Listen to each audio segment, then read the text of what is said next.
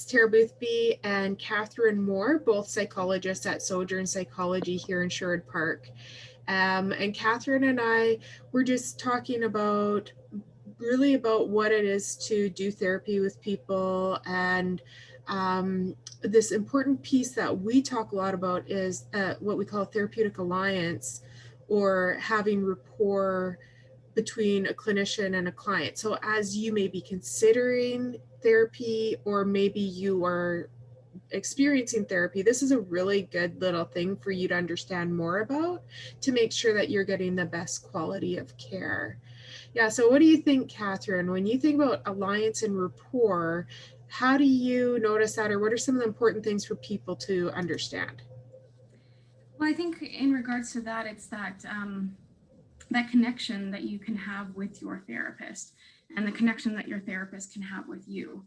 At the end of the day, therapists are just people, and people come in a variety of shapes and forms. And so they can vary in every possible way, just like our friends and our family. So it's good to take the time and to ask important questions for yourself with your therapist or potential therapist to determine, are you the right fit for me? Are you going to be able to offer me what I need in order to heal, in order to feel comfortable communicating, and in order to feel comfortable opening up about, my precious life? So I Yeah, think rapport is the most important. And as they say, the therapeutic relationship is the best evidence-based practice there is.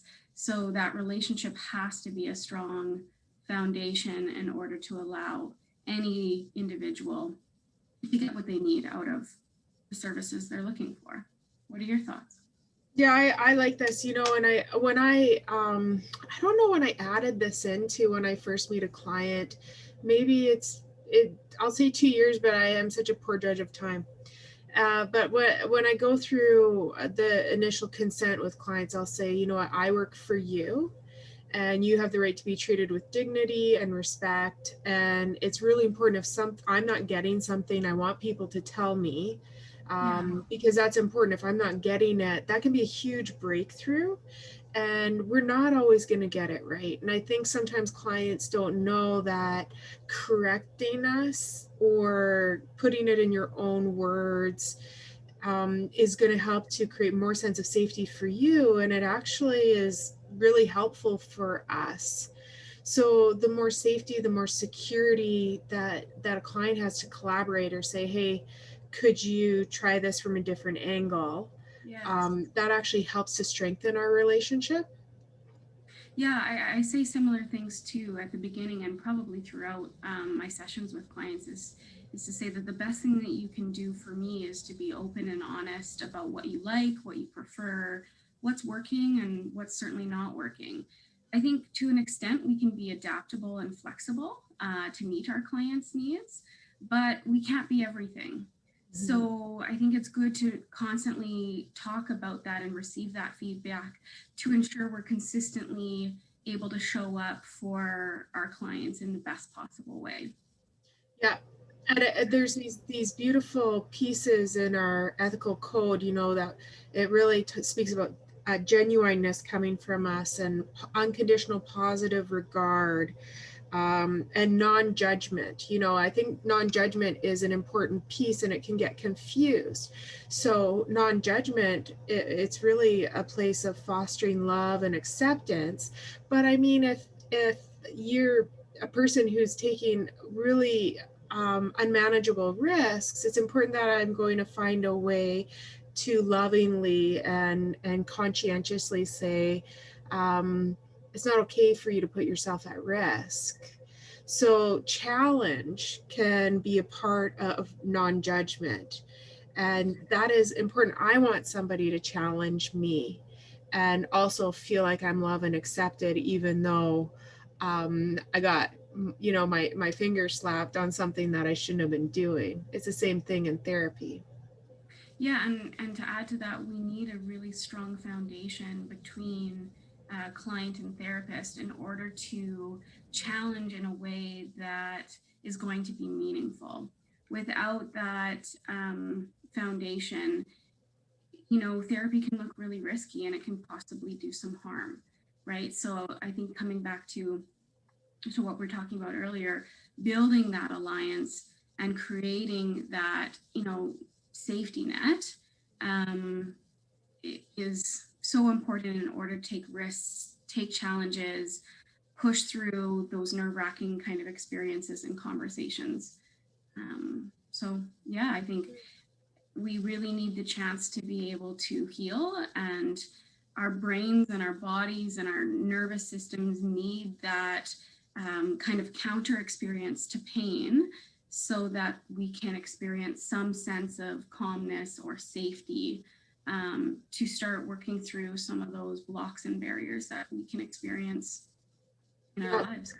Yeah, and just sitting with you, Catherine, and both you and I really work from an attachment framework, and Yeah. the language that we'll use is holding space. And whether we're working with an individual or a couple or a family, that as a clinician, I'm holding space for people. And if somebody feels dropped by me or misunderstood, that if I don't catch that I've done that, that they feel safe enough to let me know.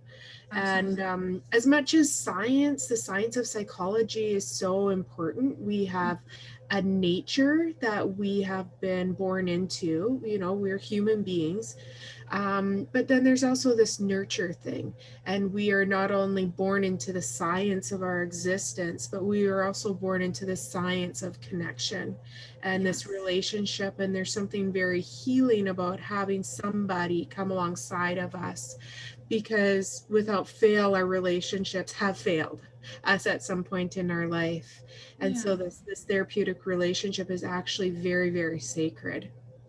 Yeah, so if you are a client or thinking of becoming a client in a therapeutic setting, I encourage you to be pretty open and honest with your therapist. Say what you don't appreciate them saying.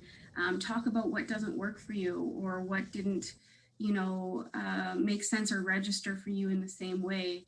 I think it only will help strengthen the relationship and allow your therapist to grow with you. Mm-hmm. Yeah, that's beautifully said. And yeah, we're not everybody's fit. So you might come and see me and it just doesn't feel like the right chemistry. That is okay. And we Mm-hmm. can refer you to other people. We understand that. It's not like everybody chews the same flavor of bubble gum, or everybody appreciates the same flavor of ice cream, or are attracted to the same type of person. So Right. it is okay if it doesn't fit with one person. It doesn't mean there's something wrong with you. That, Absolutely. yeah, you could meet with somebody else and just have amazing journey together. I love that because, yeah, we can be referred to the best therapist out there and we can go into that session and go, something wasn't feeling right. And that's never you. It's something that's happening within or between. And yeah, we can't connect with everybody. And that's just our reality. So try not to take that personally. Open that conversation up with the person you're meeting with. They can use what they know and who they know to better support you in a more meaningful way. So they're not wasting your time or theirs. Yeah. Awesome. Okay. Thanks so much, Catherine. Take care, Thanks. everybody.